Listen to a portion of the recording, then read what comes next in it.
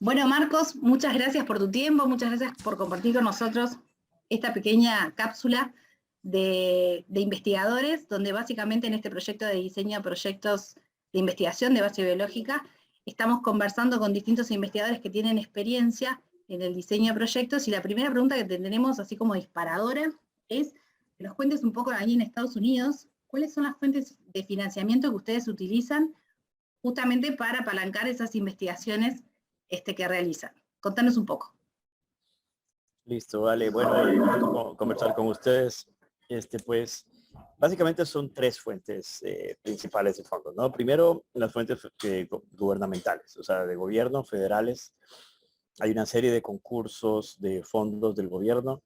Principalmente el USA es el que llama a convocatorias para fondos, donde es bastante competitivo. Todas las universidades de Estados Unidos compiten y pues es bastante fuerte la pelea, ¿no? La idea es que si sacas uno de esos, pues normalmente son proyectos grandes. Estamos hablando de entre 200,000 a 600,000 como mínimo. Y hay a veces convocatorias especiales donde son 1 millón a 2,5 millones de dólares de proyectos. Normalmente son temáticos, es decir, tienen una umbrella grande, una paraguas grande de temas.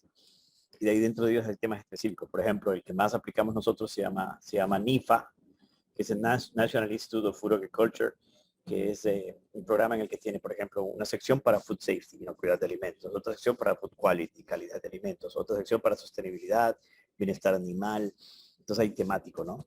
Esos son grants de 300,000 a 600,000 típicos. Compites, lo mejor es siempre si colaboras con otras universidades, no solamente una, porque muestra un poquito de interacción con otras universidades. Mientras más diversifiques tu propuesta, es mejor a nivel gubernamental. El tema de universidades de minorías, por ejemplo, te ayuda. Si puedes mostrar datos preliminares es clave, porque muchas veces una propuesta así, exacto. Si no tienes datos preliminares es difícil ganarlos porque como que no has probado el concepto. Claro, Para eso como hay que estás empezando. Exactamente. Entonces, para eso hay otras pruebas de concepto, pero son más pequeñas, son muchos fondos de 20,000, 50,000 dólares que no son tan, Claro, no te rinden tanto. Y algo que deben entender todo el mundo es que de lo que sea que pidas, el 50% se lo lleva a la universidad como gastos de team, de costo de administración. Universidad, pues, de costo administrativo. Entonces, cuando tú haces una propuesta de 600,000 dólares, realmente tú haces un proyecto de 300,000 dólares. Así de fácil. ¿Y ese 50% qué es lo que incluye? Quiero decir, porque no son directos, los directos de la investigación van a ir en el presupuesto, me imagino, Por eso, de la el propuesta. 50% significa, le llaman overhead, y es básicamente el derecho de La estar en el infraestructura, laboratorio, la infraestructura, claro, la los electricidad, mantenimientos de los equipos. salarios, Bueno. salarios del profesor. O sea, son justos. La verdad, yo no siento que son injustos, pero a veces sí nos limitan en la investigación, porque uno planea, ¿no?, un proyecto de 600,000 dólares, pero en realidad no tienes ese capital para hacerlo, tienes la mitad. Claro. La otra cosa que lo hace competitivo a uno es que consiga, de alguna manera, además de datos preliminares, fondos de matching. Matching significa que por ejemplo, si yo trabajo Fondos mucho con complementarios. empresas complementarios, como empresas que digan, bueno, los precios son tanto, pero le damos la mitad. 50% del proyecto está cubierto por la empresa. Entonces, uno trabaja antes con la empresa que financia, por ejemplo, los kits de muestreo. Entonces uno negocia y dice, mira, si hago este proyecto y tú me das un buen precio, yo puedo publicar y te sirve para tu empresa y cosas así. Entonces, esa parte es, un gran no lo planeas un mes antes de la fecha. O sea, tienes un año de planificación para un gran para empezar a reunir ese tipo de gente. Lo otro es que mientras más aplicado sea, más real sea la investigación, en mi caso, ¿no? Yo hago mucha investigación aplicada más que investigación básica. Cartas de apoyo de la industria, cartas de apoyo de empresas que mencionan la importancia de la información, cómo la usarían, qué beneficio tendrían, etcétera, etcétera. Entonces eso es clave también para una propuesta hacerla competitiva. Pero esas empresas, a ver si te entiendo, no están dentro del equipo técnico del proyecto, pero sí van a hacer como que van a utilizar esa información para los la mejora beneficiarios. de la competitividad. Beneficiarios, los beneficiarios, exactamente. Entonces eso es clave, que obtener cartas de apoyo de la industria, de diferentes usuarios que lo harían. Ahora, si estás haciendo una propuesta, lo mejor que puedes hacer es hablar con el gremio de la industria que se beneficiaría de más. Entonces, por ejemplo, si estoy trabajando en un proyecto de red, entonces hablo con la asociación de procesadores de red, o de Claro. pollos, o de cerdos, o de vegetales, porque si consigues cartas de ellos, pues ellos te básicamente están mostrando de que lo que estás haciendo vale la pena para la industria. Entonces, cartas de apoyo de ellos son clave, de impacto que puede tener el proyecto contigo, eso es clave. Entonces, eso te hace competitivo. Y por supuesto, es como un tema de mientras más exitoso seas, más chance tienes de conseguir fondos después. Claro, sí, Es sí. como un efecto de reputación que creas, ¿no? En Un las, ciclo virtuoso. exacto. Entonces, eso es importante. Y si no lo tienes, tu más estrategia principal es asociarte o invitar a gente que lo tenga para que sea tu colaborador. Porque así tú te colas en la reputación del otro y pues así logras entrar. Nos faltan dos. El segundo componente que yo hago usualmente es gremios, directamente. Las asociaciones normalmente tienen concursos de investigación para temas específicos que la industria escoge. Normalmente las asociaciones tienen un grupo de técnico que anualmente formula temas de investigación que la industria considera necesarios. Y en base a esos temas proveen fondos muy pequeños, son como, ¿qué te diré? En vez de 600,000, 500,000, ahorita serán 20,000 a 100,000 de la industria, pero son para temas puntuales que la industria necesita una solución. Es casi que A veces, solucionar un problema, ¿no? O sea, problema-solución. Bien. te digo algo, a veces, si tú eres tan conectado, tú formulas el problema para que ellos hagan la convocatoria en base al problema que tú formulaste. Y si tú aplicas, tienes muchas chances de financiarlo porque tú lo creaste, ¿sí me explico? Claro. Sí, Entonces sí, sí, requiere sí. un trabajo previo, pero la industria sí lo hace, es un concurso, revisa las propuestas. A veces, aquí es mucho más importante el tema de matching, de complementario, porque aquí la industria quiere ver que tú lograste negociar con otras entidades para subsidiar los fondos y gastar lo menos posible. Claro. A veces estas propuestas no incluyen salarios de estudiantes. Por ejemplo, las federales casi siempre incluyen salarios de estudiantes y todos los gastos de matrícula y toda la cuestión que son altos.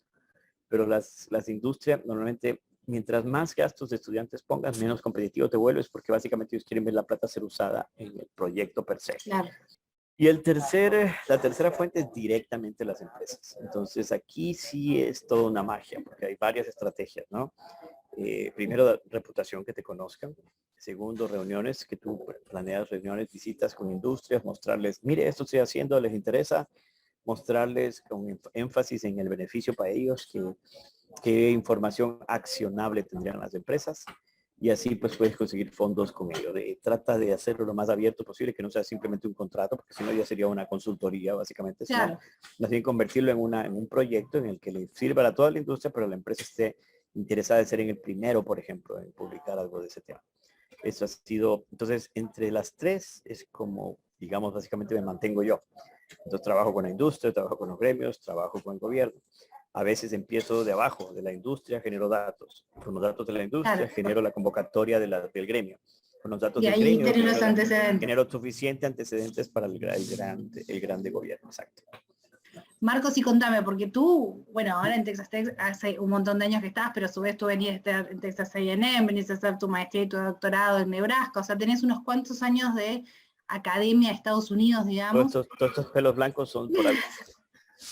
Entonces, contanos un poco cómo se da esa instancia cuando tú llegás a Nebraska y eras un muchacho con toda la expectativa de hacer tu máster.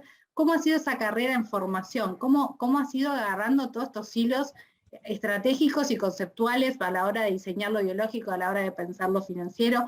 ¿Cómo ha sido este camino? ¿Has recibido formación de aula? ¿Tienen materias? ¿Tienen clases sobre este tema? ¿O es porque les llega desde el propio departamento o los profesores les vuelcan su experiencia? ¿Cómo se va generando este joven Marcos que hoy por hoy ya está al nivel que estás? Pero bueno, ¿cómo hiciste el camino de llegar hasta aquí? Es una mezcla, totalmente una mezcla. Yo tuve la oportunidad de llegar a Nebraska para hacer mi maestría con apoyo del gobierno de Ecuador y porque conseguí con fondos propios ir allá y entrevistarme en persona. Entonces también ayudó mucho a llegar allá. Ahora, la suerte que tuve, yo no tenía idea de esto, pero cuando llegué, las tutoras que me recibieron fueron de extensión universitaria. Las universidades tienen todavía el tema de extensión, que a veces en Latinoamérica ya se ha perdido un poco el tema, que es básicamente apoyo a la industria. Entonces, al ser extensionistas, su trabajo es apoyar a la industria y ayudarlos a resolver problemas de ellos. Entonces, yo me crié con eso. Yo no estuve en investigación básica, que pienso Claro, que tiene mucho valor, pero es otro tema, ¿no? Es cuando tienes un otro tema mundo. puntual, es otro mundo. Para mí es otro mundo. Yo uso mucho la investigación básica para aplicarla, pero a mí me gusta más la aplicada porque la veo que la implementan de una. Entonces la otra tal vez toma mucho tiempo. Sin embargo, a veces tienes más fondos en el tema de investigación aplicada. Entonces, las profesoras que me tocaron eran extensionistas. Entonces, lo interesante era que yo estaba trabajando en un proyecto y de pronto le llamaban a alguien de la industria al extensionista y le decía, tengo este problema. Entonces me involucraba en el proyecto y teníamos que ir a la empresa, buscar soluciones, diseñar proyectos, cómo podemos resolver la pregunta que tiene. Entonces nos vuelve completamente moldeables a la necesidad. Entonces, para mí esto fue la mejor, porque entré con una extensionista, la doctora Mindy Brashears, que pues luego terminó siendo subsecretaria de Inocuidad del gobierno y ahora sigue siendo mi jefa en otra universidad. Y luego tuve al doctor Tiparredi, que en Uruguay lo conocen también, donde también fue el Sí. extensionista, y a él lo llamaban, la industria lo llamaba y le decía, mire, tengo ese problema, quiero que me valide tal cosa, quiero que me haga tal cosa. Y claro, me usaba a mí como su estudiante para diseñar el experimento, para correrlo, ir a mostrar, y pues, entonces mi mejor escuela fue eso, vida real, resolver problemas de la vida real y apoyar esos planes de inocuidad para la industria, para que puedan resolverlo con el gobierno, cumplir con las regulaciones y toda esa cuestión. Entonces, esa es una fundación. Ahora, de allí mi transición a profesor fue interesante porque una de mis tutoras de maestría me recomendó para un puesto que se abrió en otra universidad y la universidad me llamó. Me entrevistaron por teléfono, luego me entrevistaron en persona y antes de graduarme yo ya tenía puesto de profesor. Entonces ya había, por esta experiencia rica en trabajar con la Claro. industria. Entonces me contrataron, terminé mi proyecto, mi comité de doctorado me apoyaron muchísimo porque básicamente me revisaban la tesis mientras la iba escribiendo para poder graduarme enseguida Para y me podía llegar trabajar. rápido. Y un consejo, ¿no? Porque la Universidad de Nebraska me dijo, no, quédate y te ofrecemos un puesto en vez del otro puesto de la otra universidad. Y me acuerdo un consejo de los dos profesores que fueron mis mentores en Nebraska, me decían, si te quedas aquí tú vas a ser Marcos. Si te vas allá vas a ser el doctor Sánchez. Y pues eso lo tomé como a pecho de no quedarse en el mismo lugar, sino buscar nuevas aventuras. Y fue duro, porque yo sé que en Nebraska hubiera estado cómodo, porque toda la gente me conocía, ya sabía qué hacer, etcétera, pero me fui para afuera. Así que pros y cons tiene, pero estuve afuera y claro, fue duro al principio, porque básicamente caes y ya no tienes de ayuda, ya no tienes toda esa gente que habías construido ni nada, ya eras Claro. responsable de todo y de contratarte técnico de laboratorio y estudiantes y toda la cosa. Entonces eso es duro, pero es Y de una aventura, para mí posicionarte. un reto exacto. Y pues creo que me fue bien porque desde ahí me posicioné en el área avícola, que ha sido mi fuerte a nivel, pues yo diría Latinoamérica, ¿no? Bueno, global un poco, porque inclusive a nivel de FAO y OMS me llamaron a comités de expertos en el tema, así que sí me ha ido bien en ese tema.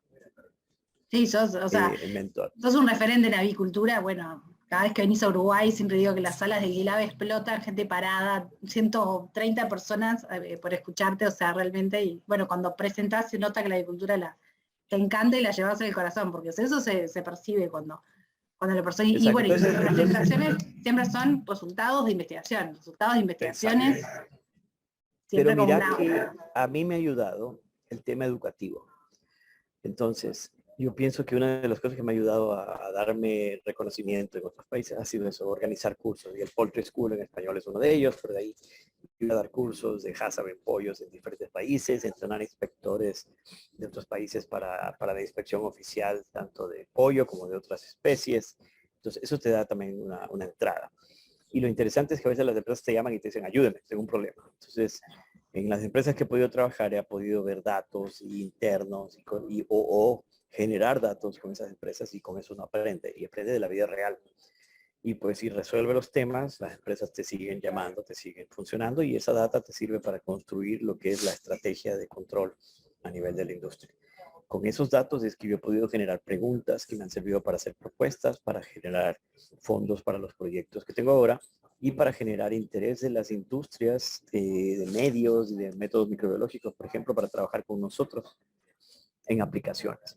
y eso pues ha generado lo que hacemos ahora, que es mucho trabajo a nivel de industria, tanto dentro de Estados Unidos como fuera de Estados Unidos. Entonces, hay que combinar ese tema, participar en congresos, participar en eventos, conversar, conocer empresas, visitarles.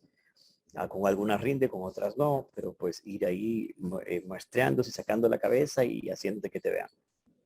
Y ese es creo que un gran diferencial que tenés vos frente a otros investigadores que uno ve, y es el tema de la comunicación, ¿no? Sos muy bueno, que también ahí me gustaría preguntarte, ¿si has recibido formación o ha sido algo que vos ya traías de tus habilidades personales y que lo fuiste puliendo? Sos muy bueno en la comunicación cuando vos tenés que, a ver, he escuchado muchísimas charlas tuyas, y yo que no vengo de las ciencias económicas, y vos, en la manera de desarrollar el tema, todos lo podemos entender. Obviamente, habrá una parte más técnica, dura, pura, que de repente el que está en la industria, por ejemplo, absorbe muchas más cosas y se da cuenta y hace como una reflexión de tercer nivel que uno hace de comprensión lectora, pero es muy difícil que uno diga, no entendí, porque ¿cómo ha sido ese camino también de construcción de ese comunicador de investigación científica, que no es menor a la hora de explicarle a alguien lo que estás haciendo, los resultados?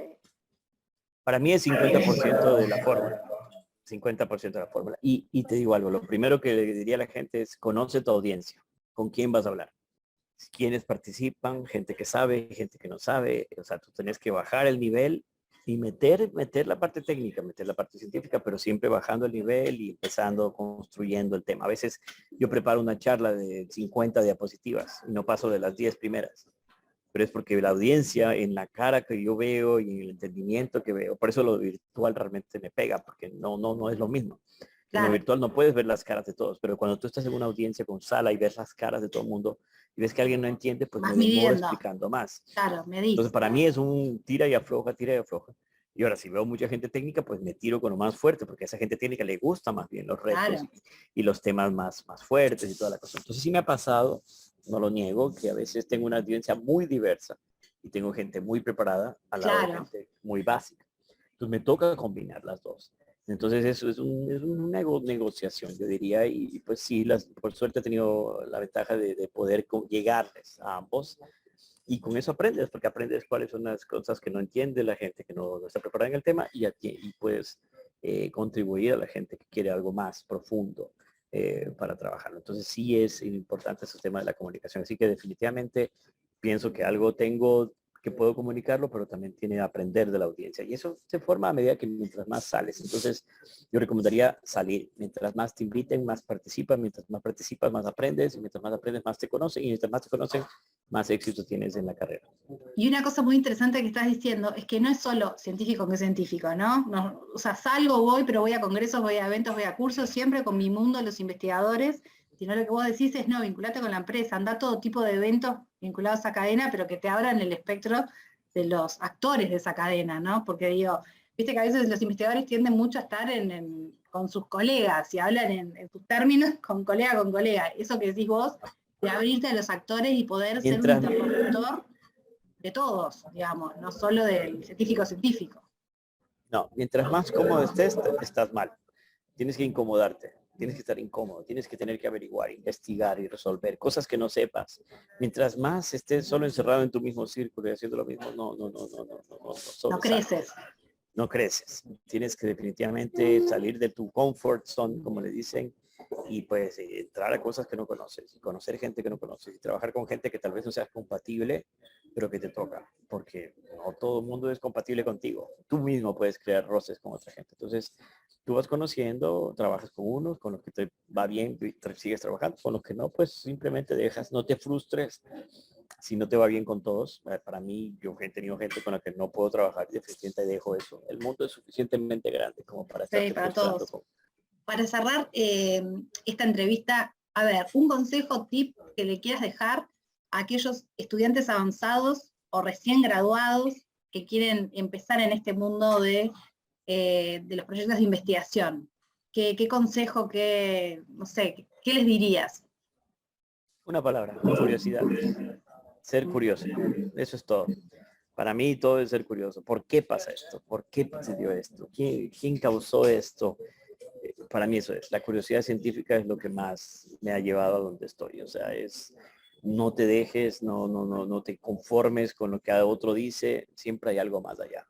y algo más que tú puedas contribuir. Así que curiosidad, ser curioso, aprender el por qué las cosas pasan, todas esas qué, quién, cómo, cuándo, dónde, pero el por qué es clave. Así que si lo entendés, pues te ayuda y pues te pues, satisface el contribuir a entender ese por qué. Excelente. Bueno, muchísimas gracias, Marcos, por tu tiempo y por todo lo que nos has aportado de tu trayectoria y tu experiencia. Y bueno, vamos a continuar entonces con el curso de diseño de proyectos de investigación de base biológica.